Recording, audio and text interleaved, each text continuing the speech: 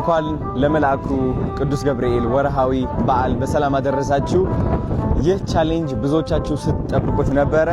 የዘማሪ ገብረ ዮሐንስ ቻሌንጅ የመኪና የቤት የሹፌር ቻሌንጅ ማለት ነው። እንግዲህ አሁን ዘማሪ ገብረ ዮሐንስ እታች እየጠበቀን ያለው እንደዚህ አይነት አቀባበልም እያደረግንለት እንገኛለን ማለት ነው። በጣም ደስ ብሎኛል። ደስ ነው የሚለው። እህት ያለች ልጅ ያለች በጣም ነው ደስ የሚለው። አሁን እንሂድና እንቀበለው። መጀመሪያ ግን ድባቡ ላሳያችሁ ፈልጋለሁ። ተመልከቱት እንዴት እንደሚያምር አሳያችሁ። ናፍዬ ይዞርክ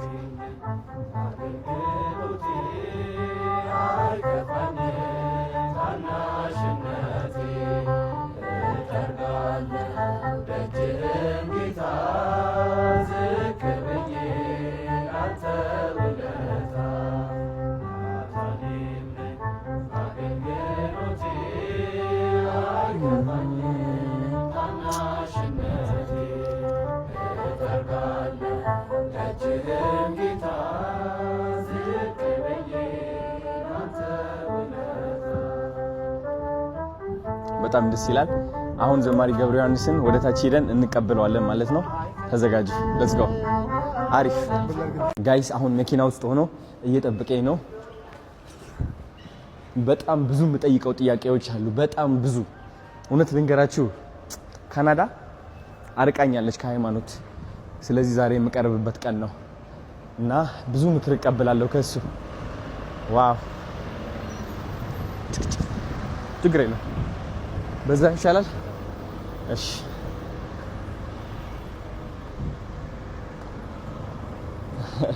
የነም ሄሎ፣ ሰላም ሰላም፣ እንዴት ነው? ደህና ነው ወይ? እንደምን አለን? ደህና ነው ወይ? ታዲያስ በጣም ደስ ብሎኛል ስላገኘሁ። አምሮብሃል፣ በጣም አምሮብሃል። ማች አድርገናል፣ ኦልሞስት ማች አድርገናል። እንዴት ነው የኔ አባት? በጣም ስላገኘው ደስ ብሎኛል። በጣም የኔ አባት፣ እኔም ደስ ብሎኛል። የኔ አባት ቴንክ ዩ። ችግር የለም አለች አንሻታለሁ። እቺ ነገር የኔ ጌጥ ነው ታውቃለህ? አይትኛዋ ሚስቲኪ ሁሉ የሚያዝወዳለሁ። አረ ብቻ ያው እቺ ለውበት የተያዘ ብቻው ለባህልስ አብራ የመጣች ታምራለች። ያው የአልፎ አልፎ የምትያለች። አረ ሶ እኔ እቺን መያዜ እንደው ለግብአቱ የሚረብሽ ካለ በስተቀር አረ አይረብሽም፣ ምንም ነገር አይረብሽም። ታምራለች። ሙከራ አንድ ሁለት ይሰማል። ሙከራ አንድ ሁለት የደንብ ይሰማል። ካሜራማን ይሰማል ወይ? ሰላም እያለ ነው ነበር። ይሰማል በድምጽ የኔ አባት ደረጃ አለች። እሺ አይሰማም፣ ኔጋ አይሰማም። እያደረቀሽ ነው። ይሄ ሰፈር ነበር አሪፍ 22 ነው ያለ ነው። እቺን ያዝኳት እንዳልኩ ይሄ ግንዛቤ መስጠት አለ። ዋይት ኬን ሚዝ ብላይንድ ይሄ አሁን እንደ ቅንጦት ነው እኛ ሀገር የሚታየው። አረ አያት አሁን ተዘረጋች። እስኪ ዋው ነጭ ነች። በቃ ይሄ በደንብ ስታንዳርድ የጠበቀ ይሄ ግን ከሩም ከቢሮ ከአንጻር ይሄ አሁን አንድ አያት አሁን ይሄ ለግንዛቤ የሆነችው ዘንድ ነው። እቺን ያስኳት ግን እቃው ሲፈጠር ለውበት አብዛኛው ያምራል በጣም ለውበት ስለሆነ እንጂ የታችኛዋ ደግሞ ቀይ ነች። ይሄ አሁን ወደ ኤሌቬተር እየገባልሽ ኤሌቬተር እንኳን ነው ቆየ በጣም ሽና ወይ ጉድ ና ትንሽ እዚህ አጠር ትላለችና ዝቅ ብለህ ግባሽ። እዚህ ጋር ደግሞ ደረጃ አለሽ። አጠር አሪፍ እህት ያለች ልጄም አለች። ዘማሪዎች አሉ። ልጅ አለ? አዎ እንግዲህ ማን ስሟ? እህቴ ሄሊና ትባላለች። ልጄ ደግሞ አክበረት ትባላለች። በእውነት እውነት መቀሌ ነው የተገናኘ። አድርሰሃል እንደዚህ? አይ ከመቀሌ ነው የተገናኘ ነው። ኦኬ መቀሌ ተገናኘን። የወለድኳት ልጅ አይደለችም ግን ልጄ ነች። ከዛም በላይ ነው እንዴ የኔ አባት ዘማሪዎች አሉ። ይበቃናል። ታዲያስ ቁጭ ላር እሺ የኔ አባት እዚች ጋር አይዞር እዛ ታንክ ዩ እሺ ነው ቁጭ በላው። መዝሙር ይለቅስ። እሺ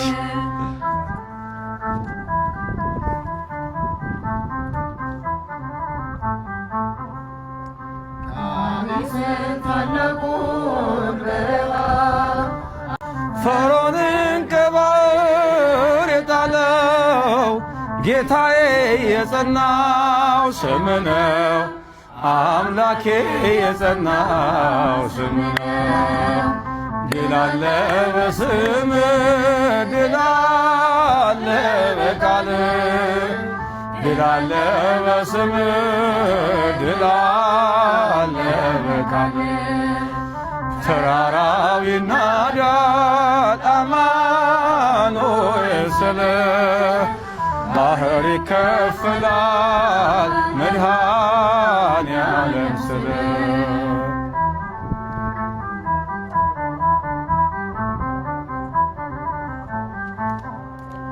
በእልልታ ቢፈርስ ኢያሪኮ ጠላትም ቢወድቅ ተማርኮ ቢሰጠን ለእኛ ከተማው የሆነው ሁሉ ካንተ ነው የሆነው ሁሉ ባንተ ነው። ድል አለ በስምህ ድል አለ በቃልህ ተራራው ይናዳል አማኑኤል ስልህ ባህር ይከፈላል መድኃኔዓለም ስልህ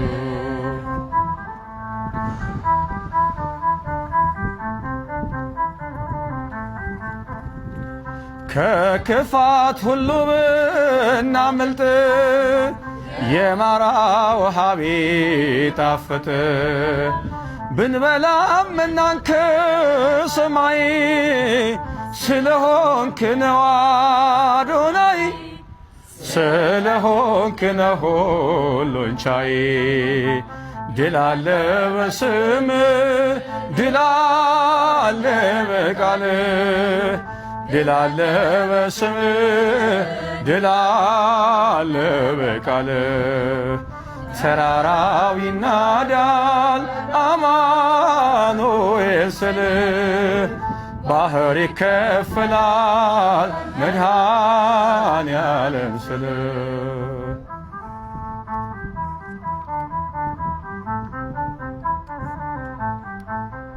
አመሰግናለሁ። በጣም ነው የምታምሩት።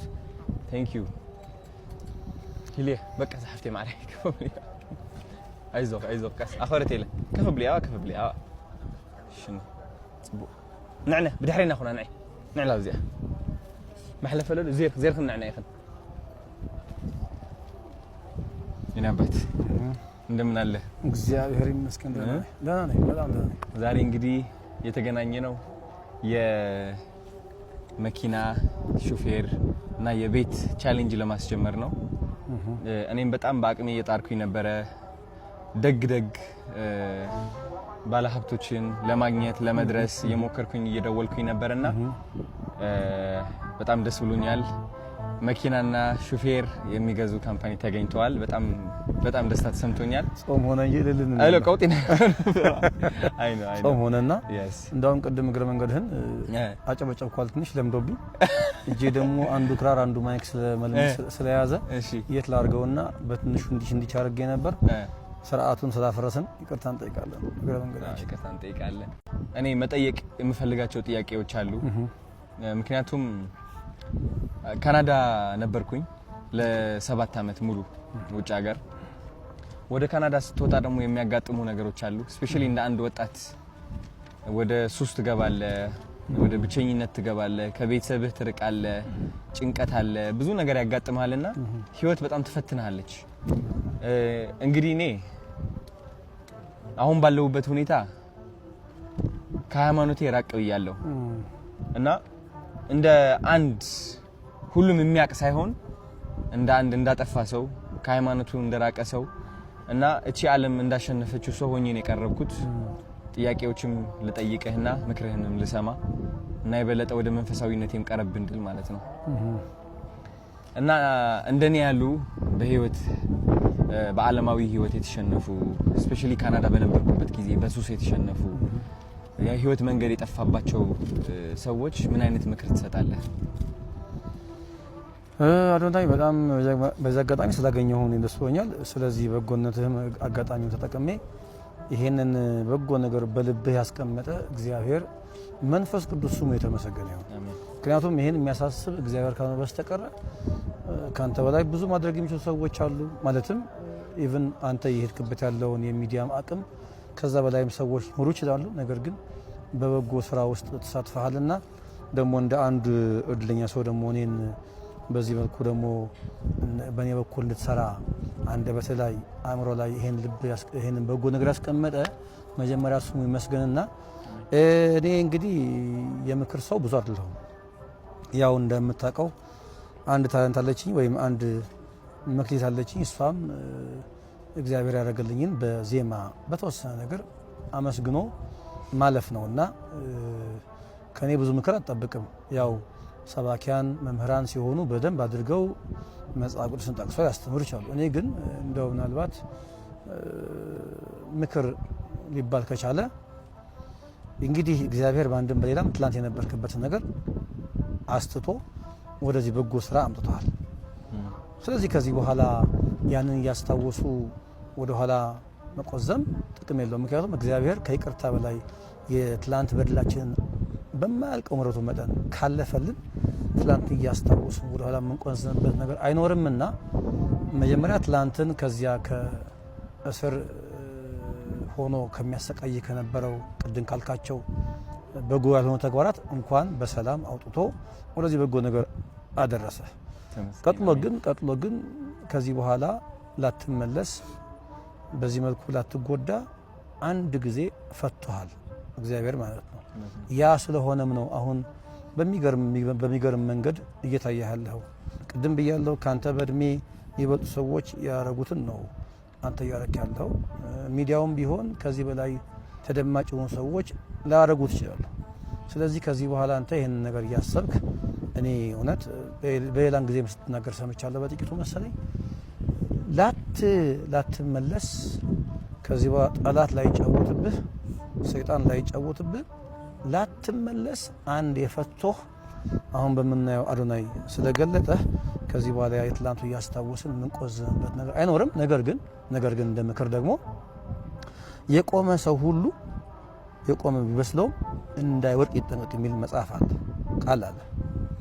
ሁል ጊዜኛ መቆማችን ስናስብ መውደቅ ሊኖር ስለሚችል አጠንክረን እግሮቻችንን ከመሬት ላይ በመጥበቅ መጽሐፍ ቅዱስን አብዝቶ በማንበብ ጸሎትን በማድረግ የተደረገልን ነገር አብዝተን በማሰብ ግን ከዚህ በኋላ ያ ነገር እንዳይከሰት ግን መከላከያ አጥር ይሆን ዘንድ እሱ ነው ማመክረህ። አሁን በመቆምህ ደስ ይል ይገባል። ነገር ግን ደግሞ እኔም አንተም ሁላችንም የቆምን ሲመስለን ድንገት መውደቅ እንዳይኖር ደግሞ ሁል ጊዜ በጸሎት በጾምና በተጋድሎ ራሳችንን ማበርታት ግን ይኖርብናል። ስለ ትላንቱ ማንነት ግን ስራ ስለሰራ ላትፈታ ላትታሰር ከዚህ በኋላ የትላንቱን ማንነትን ከዚህ በኋላ ታሪክ ሆኖ እንዲቀር ደግሞ ስለረዳህ አምላካችንን እናመሰግነዋለን። አሁንም ግን መክረች ብቻ ናት። የቆመ ሰው ሁሉ የቆመ እንዳይመስለው መውደቅ ሊኖር ስለሚችል በጾም በጸሎት በተጋድሎ ማንም እንዳልሆንክ ራስህ ምንም እንዳልሆንክ የሚያደርግልህ እግዚአብሔር የሚሰራብህ እግዚአብሔር እንደሆነ ካሰብክ ከዚህ በኋላ ምን ነገር ሊመጣ እንደማይችል ነው ልመክርህ የምችለው። ሌሎችም ሰዎች ይህን የምናወራውን ነገር አስተካክለው ቢሰሙ የሚመከሩ ይመስላል። ቅድም ብያለሁ የምክር ሰው አይደለሁም፣ ብዙም የንግግር ሰው አይደለሁም። የሚቀናኝ ዜማ ስለሆነ እንደው ሌላ ጊዜ በዜማ በግጥም ደግሞ ተከሽኖ ይህን ዝማሬ ብንሰራው ሳይሻል አይቀርም። ደግሞ ድንገትን ስለተገናኘን ከዚህ በላይ ልናገር አልችልም። አዶናይ ህይወት እንደ ዘማሪ ገብረ ዮሐንስ ምን ይመስላል? የቀን በቀን ውሎ እንዴት ነው የምታሳልፈው? ህይወት በጣም መልካም ነው። እግረ መንገድ አሁን ነገ ተጓዥ ነው ማለት ለምሳሌ ጎባ ብያለሁ አይደል? የኛ ኑሮ በየክፍለ ሀገሩ እየተንቀሳቀስን ቃለ እግዚአብሔርን በዜማ ማመስገን ነው። ቤተክርስቲያናችን በምትልከን መንገድ ዛሬ ጎባ ነገ ጎባ ሳምንት ደግሞ እግረ መንገዴን ሳምንት 15 ቀን መቀሌ ነበርኩ አይደል? ትዝ ካለ እዛም የነበርነው መንፈሳዊ ተግባራት ነው። የወንድማችን ዲያቆን አስመላሽ ይተባረክ የትግርኛ መዝሙር ነበረ፣ እሱን ማስመረቅን ያው በዛውም በዚህም መንፈሳዊ ተግባራት ስለሆነ አንዴ መቀሌ አንዴ ባሌ አንዴ አዲስ አበባ እየሄድን የምንኖረውና ኑሮ በጣም በደስታ በተድላ በምስጋና ነው የምኖረው። ጥቂት ደግሞ እንደ ስጋ እረፍት ስለሚያስፈልገኝ 2-3 ቀን እረፍት አደርጋለሁ። ኦኬ በጣም ደስ ይላል። እንግዲህ በጣም ብዙ ሰዎች ሲቸገሩ የማያቸው መንፈሳቸው ያስገድዳቸዋል ወደማይፈልጉት ህይወት ውስጥ እንዲገቡ አንዳንዱ ጭንቀት አለበት በጣም ህይወቱ በቃ ያለቀ የሚመስለው ተስፋ ይቆረጠ እና አጠር ባለች ምክር ተስፋ ለቆረጡ ሰዎች ምትላቸው ነገር ካለ ያው ቅድም የተናገርኩት ነገር እንዳለ ይሰመርልኝ የምክር ሰው ወይም